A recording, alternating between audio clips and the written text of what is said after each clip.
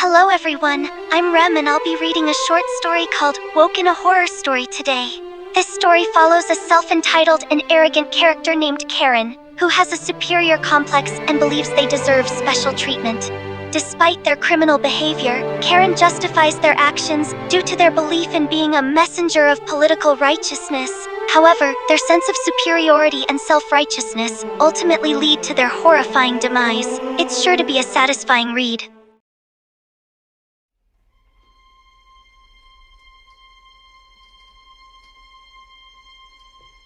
Where do we stand as a society if we allow these senseless murders to continue in the mundane?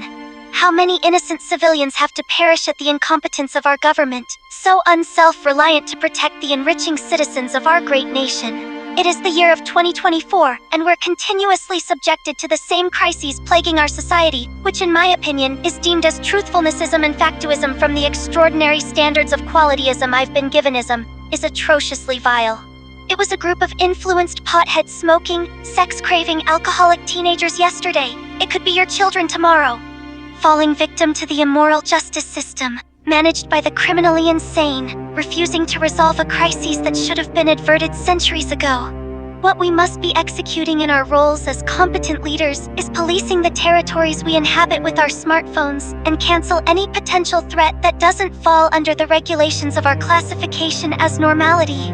It is the responsibilities our ancestors have gifted us to carry on their legacy as superiors to create a more informative generation on how to combat and permanently terminate the homicidal psychopaths plaguing our homeland and disparaging our integrity.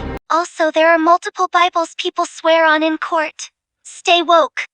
So you don't want chicken nuggets with your fries, bro? The McDonald's employee assumed my gender over the drive-thru intercom. While on the drive home, after speaking to that uncultured, unethical simpleton's manager and getting him fired for insolent behavior, I turn on the radio and listen to the news station reporting on another group of inspiring youths falling victim to the incompetent justice system that promised sanctuary and obedience. The ones who should be held accountable isn't the unhinged homicidal lunatics that breathed into our community insufferable barbarousness, but the government who declines to appropriately act on the matter. Those youngsters, who hadn't reached their truest potentials yet, shouldn't have been met with the regression of law enforcement and death. After all their illustrious achievements of being S-tier students, instead should have been rewarded with a more formidable government who pledged to protect the citizens. How many of our children must be eradicated? How much corruption must be injected into our societal norm? How many of our independent rights must be besmirched before the world leaders decide to make progression that finally benefits us, the taxpayers? I'm appalled at the number of youths in our city of Sanderdine who have perished, thanks to this killer at large. And I'm not talking about the murderer who made our kids a spectacle. No, I'm referring to the lackluster police force, who continuously steal paychecks monthly at the cost of crime rate increasement. As soon as I return to my slumber abode, I'm going to have a lot to get off my chest on X, formerly known as Twitter. Okay, apparently that stupid slut Rem doesn't want to finish reading the rest of this, so I'm going to finish up this paragraph. I miraculously closed the door to my sedan, which I won from a competition in the mall a couple of years ago, urinating myself in the process to maintain my position. There's no way I was going to let that family of four with their newborn live a comfortable life at my expense. No, unlike those ungrateful immigrants, my existence serves a colossal purpose for the citizens who rely on my moral values and civil political rights campaigns. There's a reason I have power in this world, such as last week, where I got somebody arrested in the gym for sexually harassing me by looking in my direction. I lock up my vehicle with the remote car key, placing it inside my purse full of $20 bills I stole from the ATM somebody else broke into on Watt Street. What I done could be described as criminal, but the justification of purchases I'll make in the future should dissolve my wrongful activities, since the money will be recycled back into society through community purchases, thus resolving my innocence. It's a victimless crime, honestly. And who better deserves this money than the messenger of political righteousness? I walk up the porch steps and approach the front door. I dig into my purse again for the house keys, thinking once I get inside I should make myself a hot cup of coffee before voicing my opinions on X.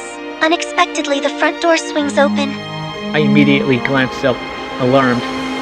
Seeing this rusty blade machete, before I could register what happened, I cough up blood, drawing my eyes down to the intense pain in my abdomen and see I'm pinned against the wooden porch pillar.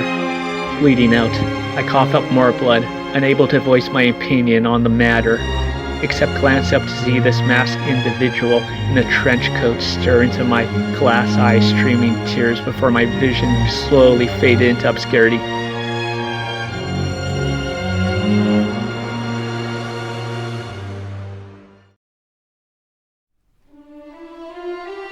Now, wasn't that a delectable read? I thought it was an interesting story. It had its moments where it seemed a bit over the top, but overall it was a fun read.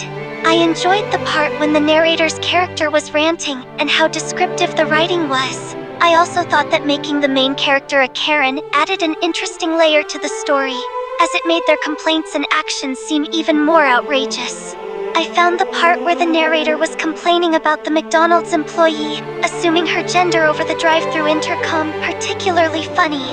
It was a ridiculous situation that the narrator blew way out of proportion. Thank you to the audience for listening to me read that interesting story. And villain, go fuck yourself for calling me a slut. I have a blue house with a blue window. Blue is the color of all that I wear.